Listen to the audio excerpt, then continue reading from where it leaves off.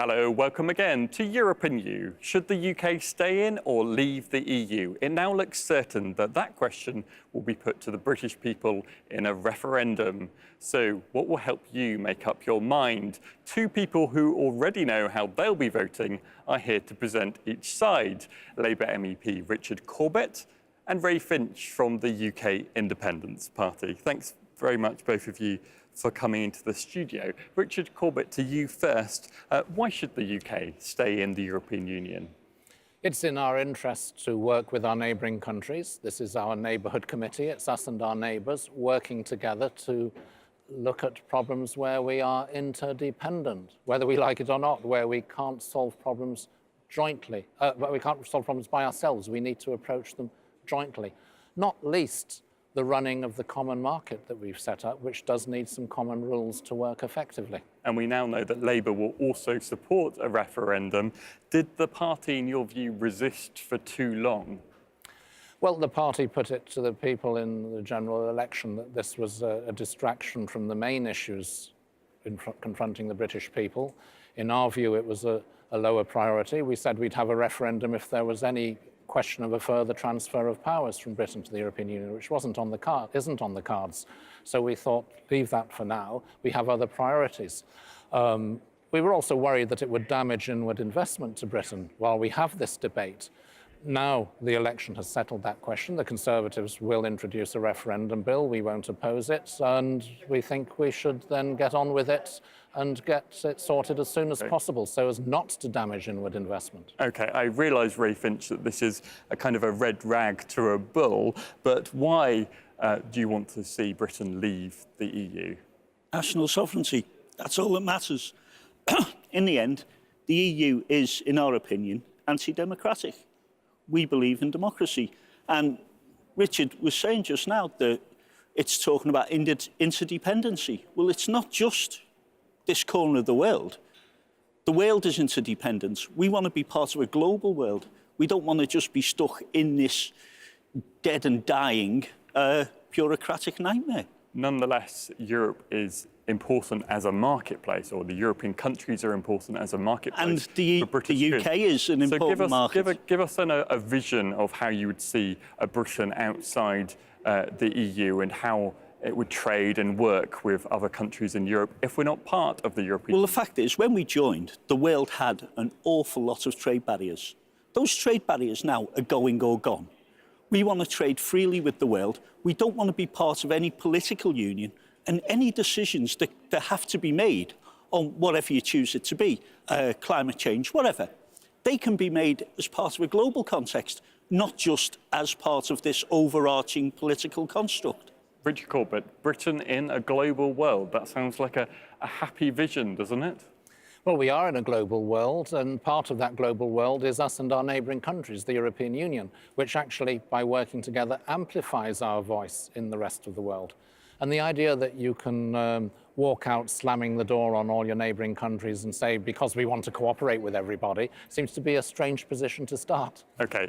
Let me ask you about, kind of in context of the Scottish referendum that we had fairly recently, are there lessons to be learned from that referendum, perhaps, that we can learn this time round? First of all, to you, Ray Finch, the independence vote in that referendum, obviously a very different kind of election referendum, but nonetheless, the independence campaign put out a positive campaign. It was a positive message.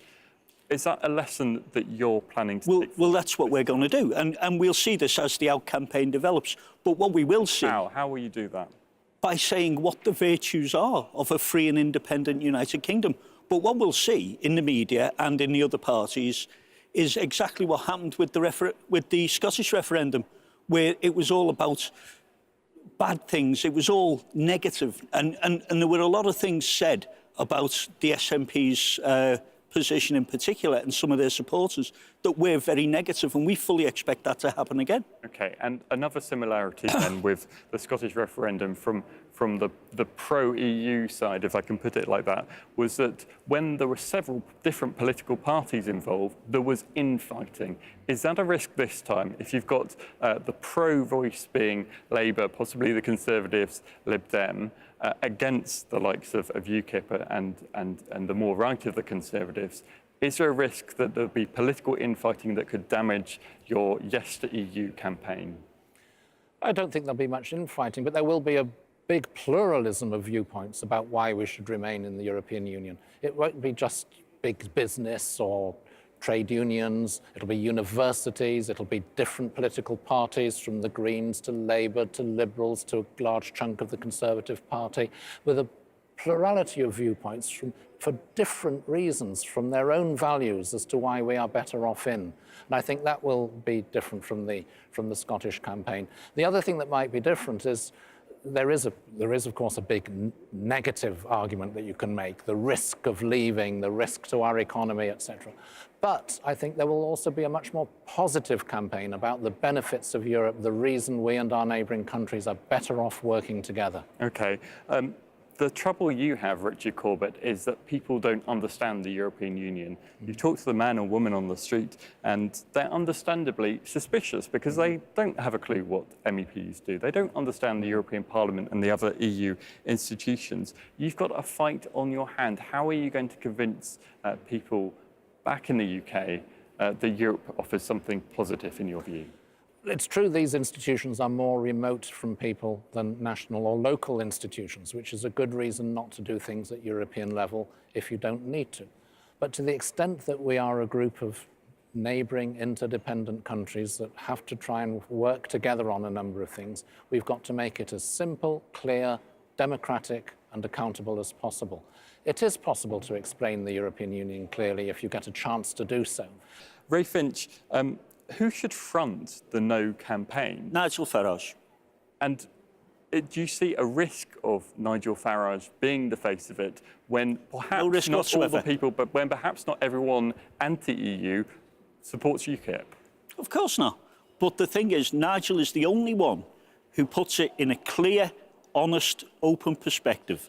Even when people don't vote UKIP, people understand that what Nigel is saying is the truth. And that's what we need. If we have people like some of these Tory bogus intellectuals who've been criticising Nigel as the face of it, ordinary people won't connect. Nigel can speak in a way that ordinary people understand and relate to. And following on from that, when it comes to the ballot box, people have a tendency of maybe sticking to the status quo. That would be a risk for you because we're in the EU, so that would be a change from the status quo. Can you be confident that you can win a referendum?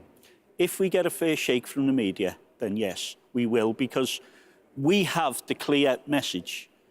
We're in favour of democracy, we're in favour of national sovereignty, we're in favour of controlling our own borders. Richard Corbett, your preferred date for this referendum. So far, we know that the Tories, the Conservative government, want it by the end of 2017. When would you like to see this referendum happen? Well, it's not in my hands. It's the government that will decide the date of the referendum. If it was down to you? May next year would seem to be suitable. I think this issue needs to be solved quickly because the idea that we might leave the European Union is damaging to our economy and losing us jobs and growth. Ray Finch, same question. Well, no, it question isn't. It isn't losing us jobs. What I will say is that David Cameron will try and get it sorted so that it's on the same day as the London elections and the Scottish elections. So what's your preference? Today. Today, as soon as possible? As soon as possible. Well, that sets out the kind of starting gun, perhaps, for this referendum campaign. There'll be much more on this referendum debate to come. You can follow me on Twitter @YourMEPs. Thanks very much to my guests and to you for watching. Goodbye.